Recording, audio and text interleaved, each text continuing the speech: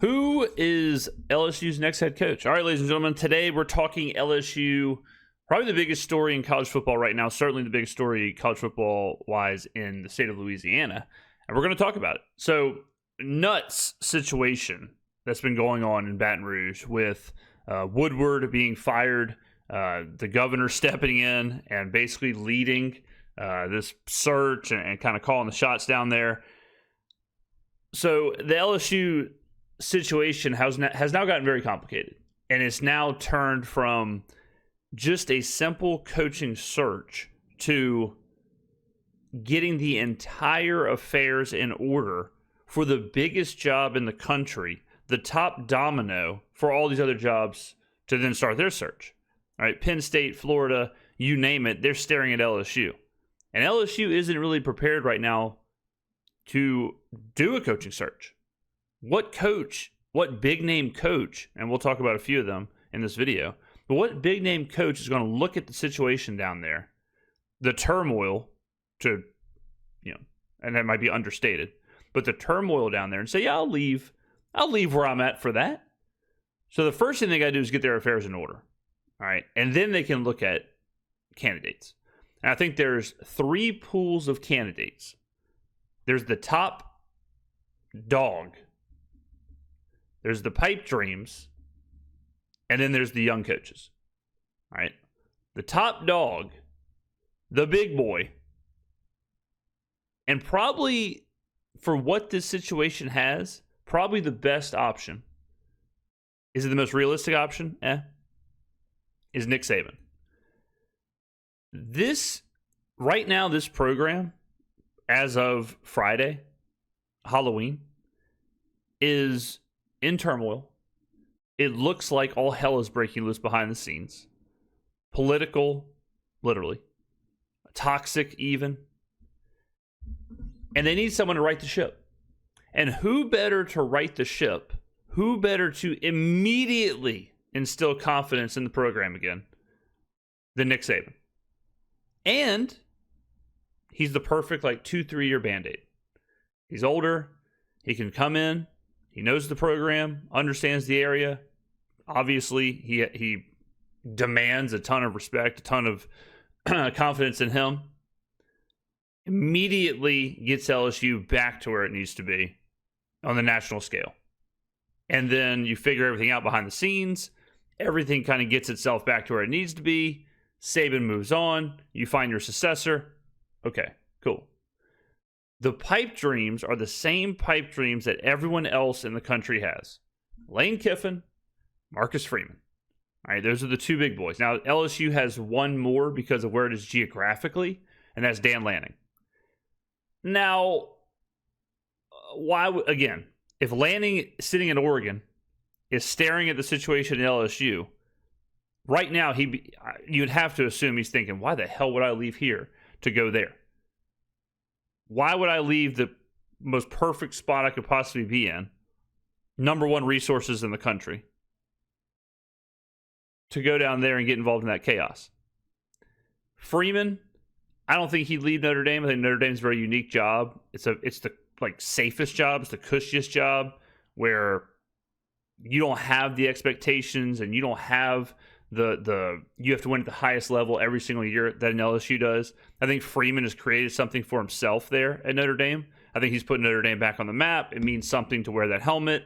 Notre Dame is back, right? Are they a national championship contender? Every couple of years, sure, but it's not every year. Doesn't need to be every year. It's not what Notre Dame cares about. And then Lane Kiffin is everyone's top dog. He's the number one coaching candidate for every single school in the country. He is the guy right now. Now, would he leave Ole Miss? Probably, for the right amount of money, right? I'm sure he would. And Ole Miss isn't exactly the same job as LSU. But it's in the eye of the beholder, right? Then you go to the young coaches. The young coaches are the guys where it's like, all right, look, we're going to actually try and build something.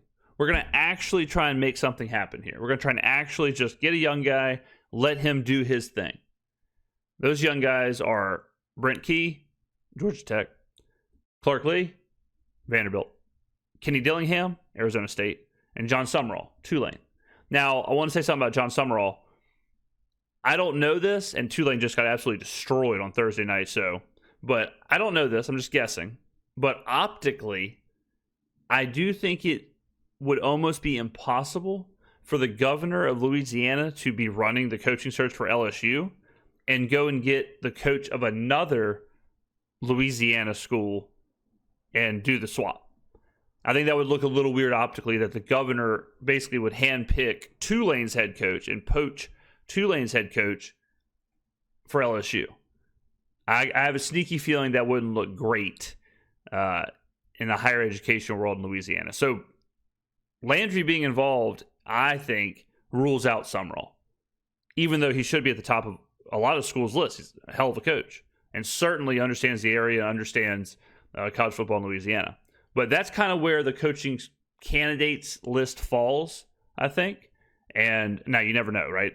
There could always be someone else. Like people talk about Joe Brady. I have a hard time believing Joe Brady would leave the NFL. He's an offensive head coach for one of the best teams in the NFL.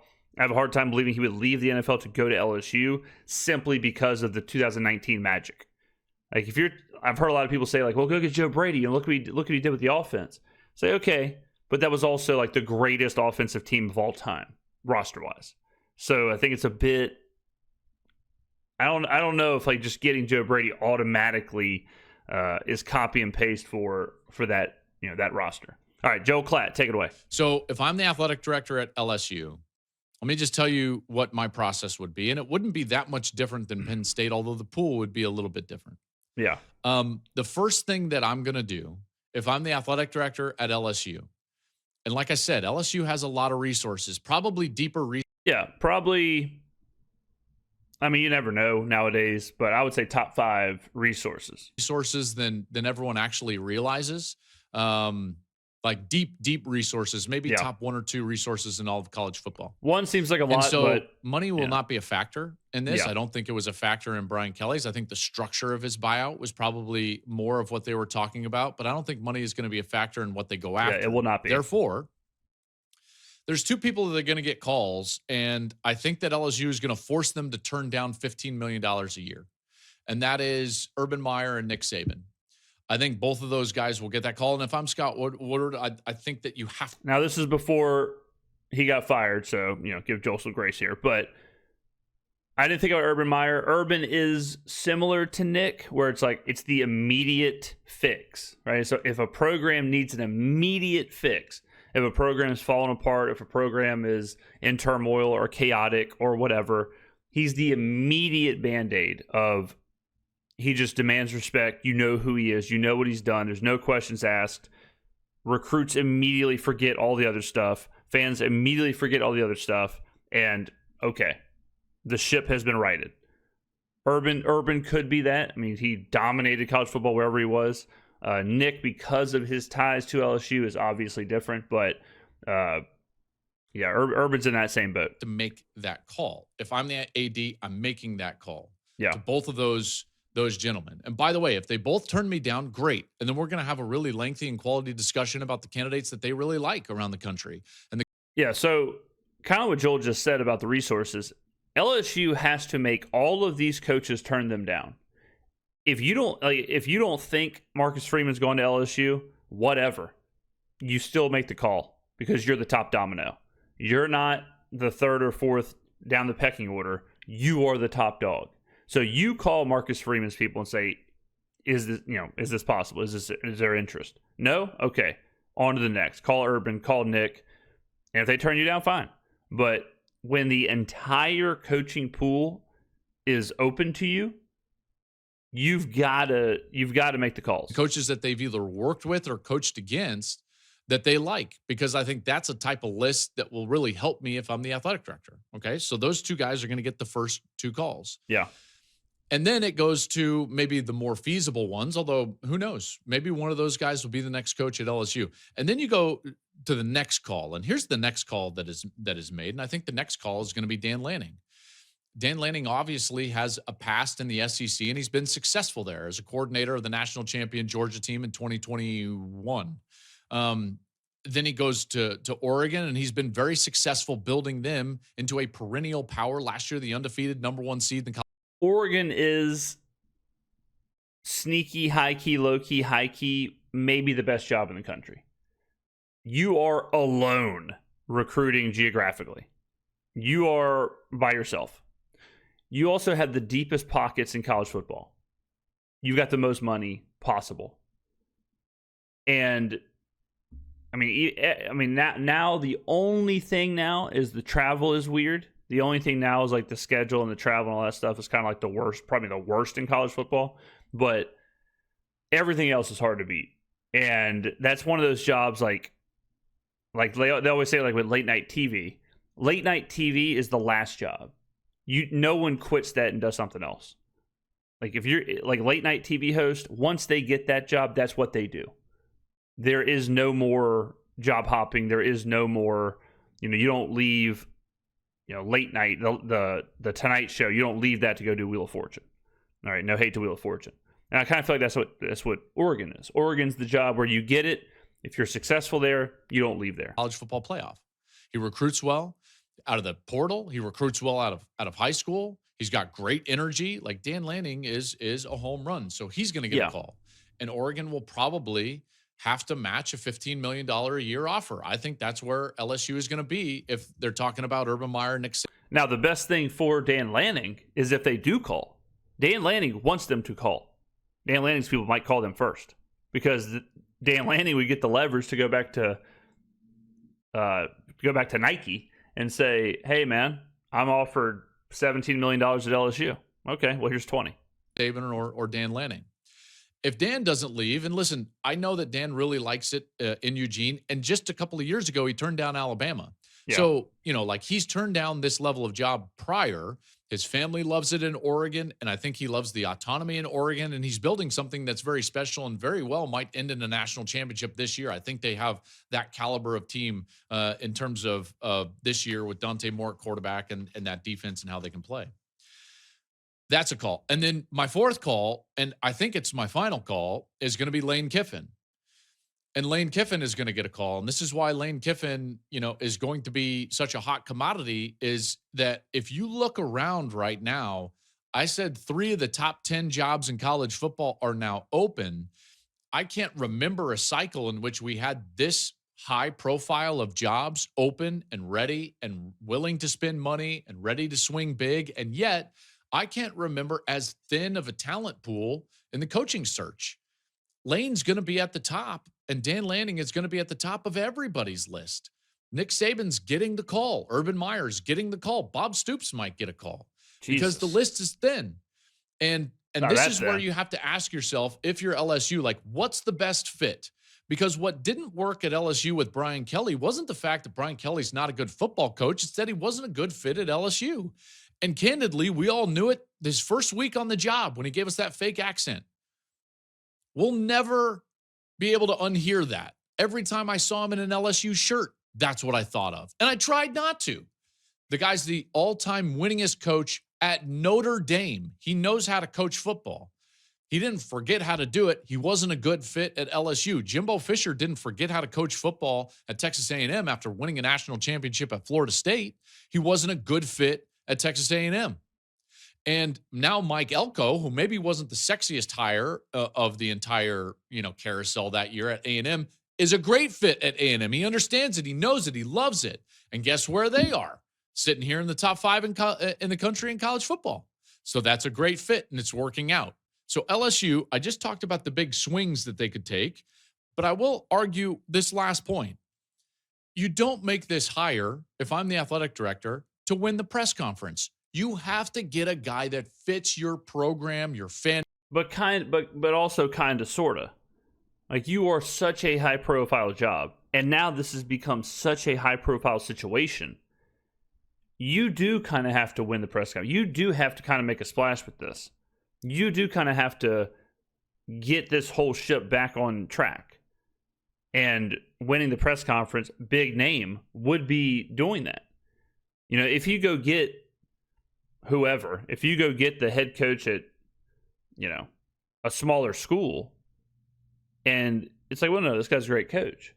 there's going to be some trepidation because the fans are expecting something big. And I think the boosters and everyone involved are expecting somebody big. You go roll up with, hey, we got the head coach from, Southern Miss. Right? He could be a great coach. He is a great coach. Look at what Southern Miss is doing. But I think people would be like, we're LSU. What about Lane? What about Nick? What about blank? What about blank? That's just the pressure you're in when you have an opening like this. So it's not all about winning the press conference, but I think that is an element. Base and what you want to do at LSU. You can go take a huge swing, but if it's the wrong swing, you're going to be sitting right back here in 3 or 4 years doing the same thing over again, spending another $100 million to buy out another coach, even though Brian's not $100 million, it's $53 million. Yeah, but how damaging would it be if you took a small swing? You went and got, I'm not saying like this, whatever, but it's the same like with Billy Napier, where Napier's winning in the Sun Belt, he goes to Florida, LOL. If you do the same thing where you take a smaller swing, you take the up-and-coming Sun Belt or, Mountain West coach and bring them on, and then all of a sudden it blows up, then what? Then how is your program viewed? $53 million. Hey, guys, I'm really thankful that my wife is never like, hey, why didn't you coach? Because I think about it all the time. I'm like, I could go get fired. I mean, I really could. Fit is going to be very important for LSU. I think it's one of those things that if they get this right, this will return to a perennial power each and every year. And like I said, my calls, Saban, Urban Meyer, Dan Lanning, and then Lane Kiffin. Now, you could say, like, Lanning's not going to leave Oregon. And listen, I hope he doesn't. I really do. I hope he doesn't. He did turn down Alabama. LSU is a better job than Alabama. I think it is. I think it can be argued all you want. I know Bama fans would argue with me on that, but that's the way kind of I feel about it. And it boils down to resources. Thank you for watching the Joel. It's going to be interesting. I mean, they got a lot to do. I'll tell you that. They got a lot to do. They got to fix a lot of in-house stuff, and then you get the checkbook out and you try and get this thing back to where it needs to be. But it's fun to watch, fun to talk about. It's an interesting situation. I know there was some reporting this week about Sark going to the NFL, which I think got poo-pooed. But could you imagine if that happened? If Sark went to the NFL and now all of a sudden Texas is also open? All of a sudden you got Texas open, Penn State open, Florida open, LSU open. It'd be absolutely insane. Would be absolutely insane. All right, ladies and gentlemen. Let me know in the comments below, who would you go after? Oh, yeah, one more thing. Sometimes you can back into the best hire, and sometimes the hire that's not the sexiest name can become the best hire.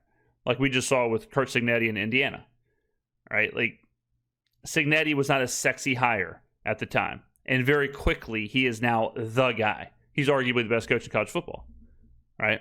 So Indiana could do that because they're Indiana. They can take a small swing and they catch lightning in a bottle, and then boom, all of a sudden they're good to go. I don't know if LSU could have hired Curt Cignetti, out of James Madison. Can LSU do that? Probably not. They can't say, yeah, we got the head coach of James Madison to be our next head coach. What? You did what? So it's one of those things where you're going to hear a ton about the same four coaches, just like Klatt only exclusively talked about Urban, Nick, Lane, Marcus Freeman. Dan Lanning was his guy. But you're going to hear those same 4 or 5 names because they're the biggest names. They're the known. They're the, there's no variables. They're pomp, their circumstance, or whatever. But depending on how they want to, I just don't think Freeman and Lanning are going to move. I don't know. Why would they? How feasible is Urban Meyer and Nick Saban? I think Urban Meyer is the kind of guy that, hey, you put a big check in front of him, he'll do whatever. Nick, he's got to talk about his legacy, or he's got to focus on his legacy. He's got to focus on if he wants to. He's got to focus on his schedule right now, his wife, obviously, like all that. What do they want to do? Does he want to get back into coaching, or does he want to go to College Game Day once a week and call it a day? Right? And then Freeman and Lanning, why would they leave? Lane, yeah, I think Lane absolutely would entertain $15, $17, $20 million a year to go coach at Florida or LSU or Texas or wherever, right? But what if it does get down to the Keys and the not Summerall in the situation, but the Dillingham and Clark Lee and some of these younger coaches, where it's like, still kind of like, can they win at this level? It's one thing to do it at Georgia Tech, but can you do it at LSU? And Georgia Tech, you win 9 games, 10 games, you go to a bowl, they're building a statue. At LSU, 9 wins get you fired. All right, so it's a big jump.